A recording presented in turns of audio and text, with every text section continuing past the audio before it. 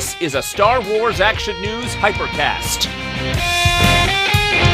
Hey everybody, Andrew here, and today I am going to continue opening up my Hot Toys backlog with the Royal Guard figure. This is one where everybody told me I needed to buy two, so you could have one on either side of the Emperor, but I opted to only go with one. I may change that. It is still available for waitlist on Sideshow's site. But for now, I've only got the one. So let's open her up and see what we think. See if it's worth me even thinking about getting a second one.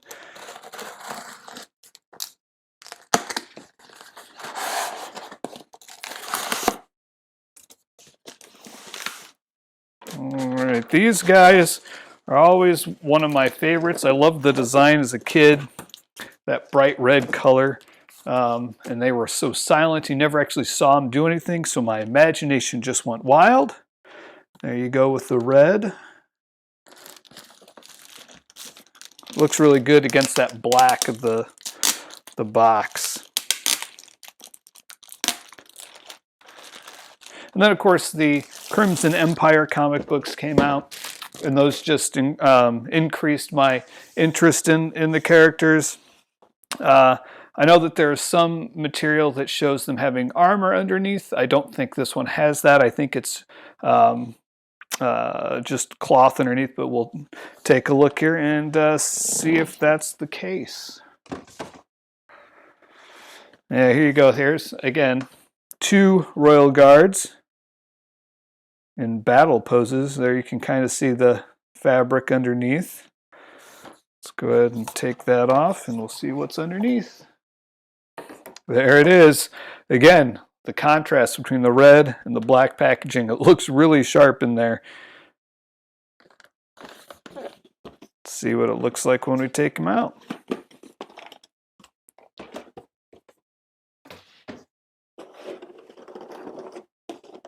One of the things I'm most interested in these figures is to see how that fabric lays once he's standing up. Oh wow, that's nice fabric.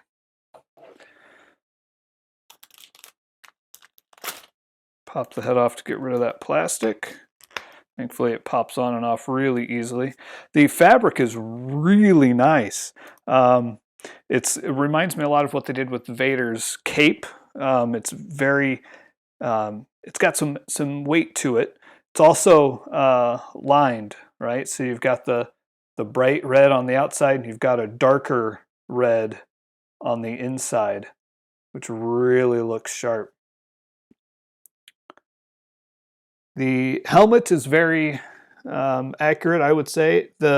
It's interesting, there's if the light catches the visor right, it almost reflects a little bit of red, which is really interesting. You've got an arm that can come out here. Cape opens up. Very similar to, I feel like they took a line out of the Kenner action figures with the purple underneath. I know that's how it was if you pull up that cloak they had. Interesting that the main hand, the main right hand is not a neutral hand. Most of the time when you open these guys up, from Hot Toys, both hands are in a neutral position. This one looks like it's holding holding the base of the staff. Check out these boots.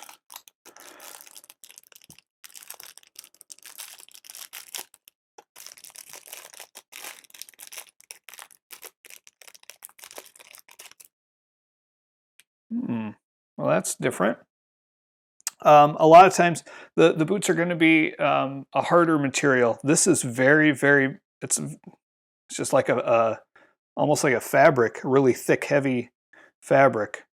And it actually extends all the way down to the foot to cover up that ankle, which is really nice. So you don't have an ankle joint at the bottom there. Although it does, because of the shape of the foot, it does look like it kind of tends to bunch up and make it almost look more like a sock rather than a boot.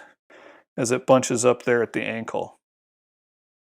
Maybe pull them up and it doesn't look quite as bad, but over time I suspect that they will just sag sag back down.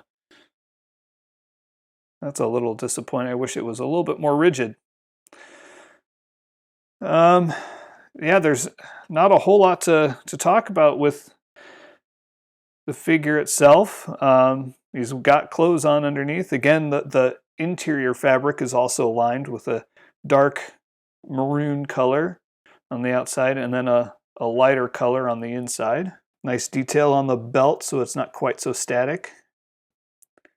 And as far as articulation goes, I mean, he's going to be able to bring his arms way up, as you would suspect. And because he's just got fabric on, his legs are very, very flexible. You can get him in a sitting pose very easily. You can probably get him in all sorts of different poses. His hips are very spread out pretty well. Looks good. Good articulation, not surprising really. The head, of course, has basically no articulation just because of the shape of that helmet. I wouldn't expect it to be able to move very much, but that is something to keep in mind. He can't really even turn his head one way or the other, so he's pretty much always going to be displayed facing forward. Also kind of surprised you can't really hide that right arm when he's just standing in a neutral position. I was kind of expecting you to be able to have that be closed a little bit more. Perhaps over time that'll straighten out, although it's pleated, so it's probably going to be basically what it is. Okay, for hands, we've got one where his fingers are all spread out. It's not quite flat, which is nice. Makes it a little bit more dynamic as some of the fingers are starting to curl.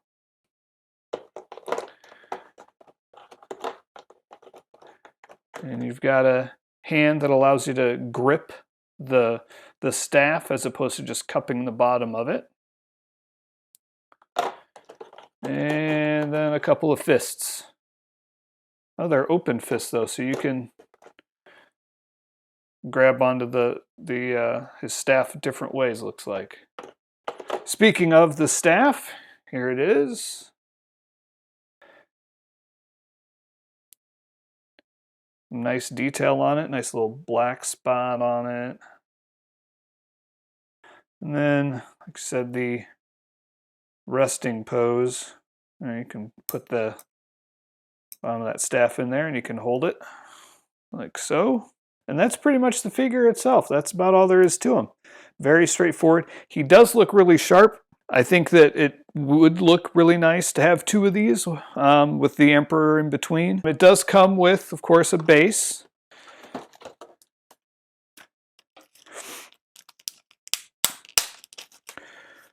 Which appears to be pretty standard. It's like Death Star plating on the floor. Of course, it says Royal Guard on it. So nothing too fancy there, although it is nice that it does have some texture on it, and it's not the same as all the other ones. It's very similar to the Stormtrooper one that I opened up yesterday. Has that same sort of reflective spotting to it to give it a little bit of a more dynamic feel to it. The nice thing about the robed figures, of course, is that when you put them on the stand, you can't see that arm going up into the crotch. So he stands really nice on it. Yeah, really solid looking figure. If you like the Royal Guards, you're going to be happy with it. I do wish that they had some options to have the armor underneath that you saw in the old Legends material. But just from screen presence, just to match what you see on the screen in Return of the Jedi, this is a pretty exact match for what you see on the screen. So really great looking figure, even though it is a little simple, which is kind of nice every now and then. Like I said, this is still on Sideshow's site, but it is waitlisted. Most of the time, though, if you get on the wait list, you will end up getting it. That's been my experience. So if you're interested in it, head out and check it out. And that's about all I've got for today. We'll see you next time. Thanks, guys. Thanks for watching. Please check out some of our other videos, and you can hear hundreds of Star Wars collecting podcasts and see photo galleries at our site, swactionnews.com.